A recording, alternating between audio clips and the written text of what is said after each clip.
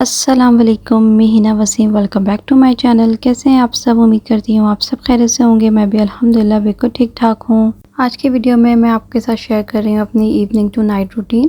تو یہاں شام کا ٹائم ہو رہا ہے اور واصف جو ہے وہ اپنی پڑھائی کر رہا ہے۔ اس کا کچھ ہوم ورک ملا تھا تو وہ بھی بیٹھ کے کر رہا ہے۔ ریحان اور عمار اس ٹائم سو رہے ہیں۔ عمار کی تھوڑی طبیعت خراب ہے اور ریحان بھی تھوڑا تھکا ہوا تھا اسکول سے آ کے، تو اس لیے ریحان بھی سو رہا ہے۔ ریحان کی زیادہ پڑھائی نہیں تھی آج، تو اس لیے ریحان سو گیا، ورنہ اس ٹائم ریحان بھی پڑھ رہا ہوتا ہے واصف کے ساتھ ساتھ۔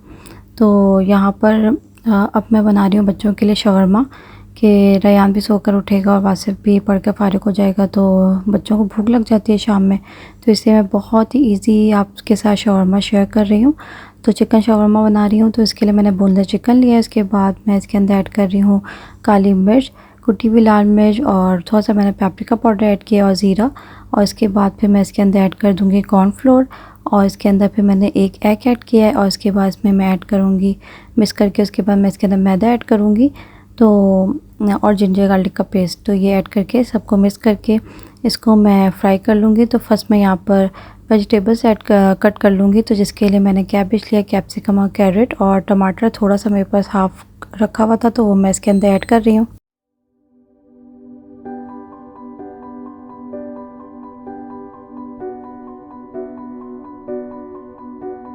میں یہاں پہ چکن کو فرائی کر لوں گی، تو میں نے پین میں آئل ایڈ کر دیا ہے، اور پھر اس کے بعد میں چکن کو فرائی کروں گی۔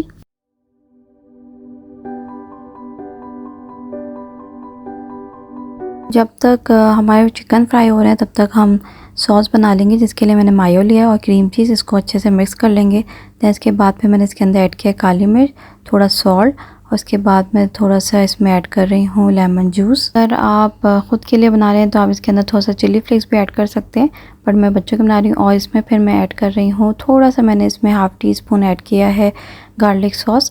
تو یہ ساری چیزیں ایڈ کرنے کے بعد اس کو مکس کر لیں گے، اور یہاں پر ہمارے چکن بھی فرائی ہو گئے ہیں، اس کو میں نکال لوں گی، اور پھر ہاف جو بچے ہیں پھر وہ بھی ڈال دوں گی، کہ تاکہ وہ بھی فرائی ہو جائے۔ شاورما آپ بچوں کو اسکول میں دے سکتے ہیں، بہت ایزی ریسیپی ہے، اور آپ رات میں بنا لیں اور صبح بچوں کو ریپ کر کے دے دیں، تو بچے بہت زیادہ شوق سے کھاتے ہیں۔ تو یہاں پر میں نے پین میں آئل ایڈ کیا، اور تھوڑے سے ویجیٹیبل کو میں سوتے کر لوں گی، تو اس میں تھوڑا سا نمک ایڈ کر رہی ہوں، اور اس میں تھوڑا سا ونیگر اور تھوڑا سا کالی مرچ ایڈ کر کے اس کو مکس کر لوں گی۔ صرف ہمیں 1 سے 2 منٹ اس کو کوک کرنا ہے، اور یہ بھی ریڈی ہے۔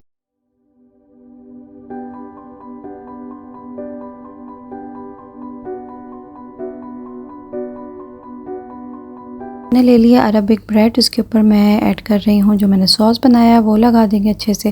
اس کے بعد پھر چکن کے پیسز رکھوں گی، اور جو ویجیٹیبل کوک کی ہے وہ پھر اس کے اوپر ایڈ کر دیں گے، اور پھر اس کو فولڈ کر کے سینڈوچ پیپر جو تھا اس سے کور کر لیں گے، تو ہماری یمی سی شاورما ریڈی ہے۔ دیکھ سکتے ہیں کہ بہت زیادہ ایزی ریسیپی ہے، تو ضرور ٹرائی کیجیے گا۔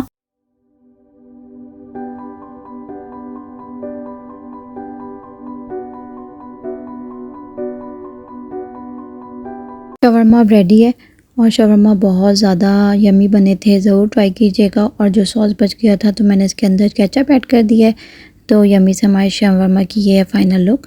تو ریان نے مجھے مدرس ڈے پہ، ریان اور واصف دونوں نے مجھے کارڈ دیا تھا، تو یہ ریان نے دیا ہے کارڈ، جو ہے واصف کی طرف سے، اور مجھے بہت خوشی ہو رہی تھی، اور کارڈ مجھے پسند ہے۔ میں بچوں بولتی ہوں کارڈ دو، اور اس پہ جو لکھا ہوگا وہ پڑھ کے جو خوشی ہوتی ہے نا، وہ کسی گفٹ میں نہیں ہے۔ میں بچوں کے ساتھ کھیل رہی تھی ٹک ٹیک ٹو، بہت مزہ آیا، بہت انجوائے کیا یہ ٹائم ہم نے۔ اور پہلے جب ہم چھوٹے ہوتے تھے تو کلاس میں یہ گیم کھیلتے تھے تو فرینڈس کے ساتھ بہت مزہ آتا تھا، تو ابھی میں اس گیم کو بہت زیادہ انجوائے کر رہی تھی۔ اس ٹائم جو ہے میں لوز ہو گئی تھی اور واصف ون ہو گیا تھا۔ اس کے بعد پھر ہم نے بہت سارے گیمز کھیلے اور مزہ آیا بہت زیادہ۔ تو اس ٹائپ کے گیمز جو ہوتے ہیں نا بچے بہت زیادہ انجوائے کرتے ہیں، اسکرین ٹائم سے وہ دور رہتے ہیں، تو یہ بہت اچھا ہوتا ہے۔ میں اس طرح کے گیمز اور بھی لے کر آؤں گی بچوں کے لیے، کیونکہ گرمیاں بھی سٹارٹ ہو گئی ہیں، بچوں کی آؤٹ ڈور ایکٹیویٹیز جو ہیں وہ کم ہو جائیں گی، تو گرمی کی وجہ سے وہ باہر نہیں جائیں گے، اس وجہ سے پھر اس طرح بچے گھر میں انجوائے کر لیتے ہیں۔ اس کے بعد پھر میں اب بناؤں گی ڈنر، تو میں ڈنر میں بنا رہی ہوں ملائی سیخ کباب، جو کہ بہت ہی یمی ریسیپی ہے، تو ضرور ٹرائی کیجیے گا، اور ایزی بھی بہت زیادہ ہے۔ تو یہاں پر میں نے بون لیس چکن لے لیا، اس کا میں نے قیمہ بنا لیا ہے، اور یہاں پہ میں نے اس کے اندر ایڈ کر دیا ہے 1 میڈیم انین، اس کے بعد دھنیا، ہری مرچ اور پودینہ میں نے ایڈ کیا، اس کے بعد چلی فلیکس، زیرہ، کالی مرچ، دھنیا پاؤڈر، گرم مسالہ۔ تو یہ ساری چیزیں ایڈ کرنے کے بعد اس کو میں چاپر میں چاپ کر لوں گی، اور اس کے بعد میں نے اس کے اندر ایک بریڈ بھی ایڈ کر دیا تھا، گارلک کا پیسٹ بھی ایڈ کیا ہے، اور سالٹ اور سارے جو اسپائسز میں اس کے اندر ایڈ کیے ہیں وہ کیے ہیں میں نے ہاف ٹی اسپون. تو سب چیز پھر مکس کر کے پھر میں کباب کی شیپ دے دوں گی.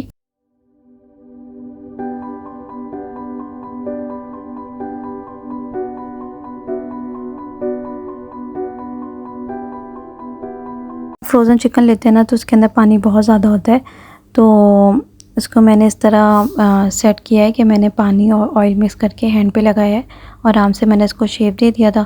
تو یہ ہمارے جو کباب ہے وہ ریڈی ہیں. اب میں اس کو فرائی کروں گی، تو پین میں نے آئل ایڈ کیا ہے اور اس کو گولڈن سا لائٹ براؤن ہمیں سے فرائی کرنا ہے. تو یہاں پر ہمارے جو کباب ہے نا وہ فرائی ہو رہے ہیں. اب میں نے اس کی سائڈ چینج کر دی ہے، تو اس طرح سائڈ چینج کر کے ہمیں اسے کوک کرنا ہے تاکہ چکن جو ہے نا وہ اچھے سے گل جائے.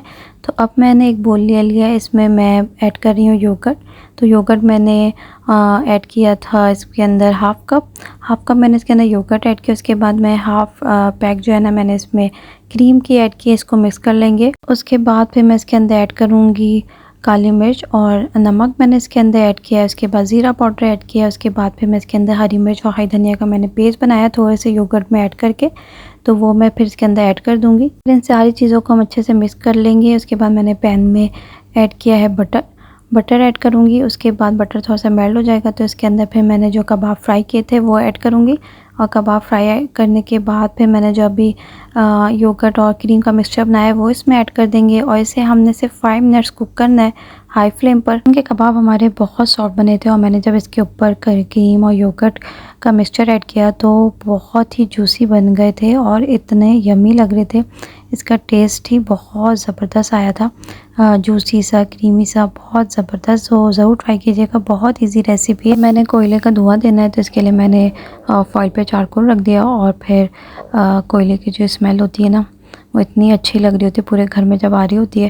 تو یہ ڈش ریڈی ہے. میں نے باہر سے نان منگوا لیا تھا، اور یمی سے ہمارے ملائی سیخ کباب ریڈی ہے. آپ یہ دعوت میں بھی بنا سکتے ہیں. ایک دن پہلے آپ سیخ کباب بنا لیں اور بس نیکسٹ ڈے آپ نے اس طرح کریم اور یوگرٹ میں مکس کر کے ایڈ کرنا ہے. تو بہت جھٹپٹ بننے والی یہ ریسیپی ہے، ضرور ٹرائی کریں. تو اس کے بعد پھر میں کھانا کھانے کے بعد پھر میں سارے برتن جو ہے وہ واش کر لوں گی.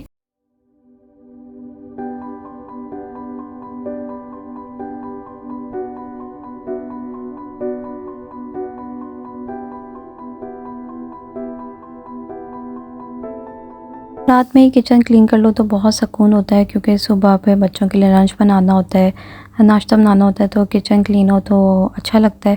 اسٹوو زیادہ گندا نہیں تھا، بس وہی تیل کے جو فرائی کیا تھا تو وہی چھینٹے تھے، تو مارچ سے ان کو کلین کر لیا ہے. پھر کیبنٹ ڈور جو ہے نا وہ جب بھی میں کلین کرتی ہوں تو میں ڈور کلین کر لیتی ہوں تاکہ ہمیشہ پہ کلین رہے. تو اس طرح پہ کچن کاؤنٹر اور سب کلین کر لوں گی. پھر کچن میں برش بھی کر لوں گی. تو جب بہت زیادہ کچن میں کام کرو تو کچن پہ گندا ہو جاتا ہے، فلور خاص طور پہ. تو بس یہاں پر کلیننگ کر کے اور یہاں پر میرا کچن جو ہے وہ کلین ہو گیا.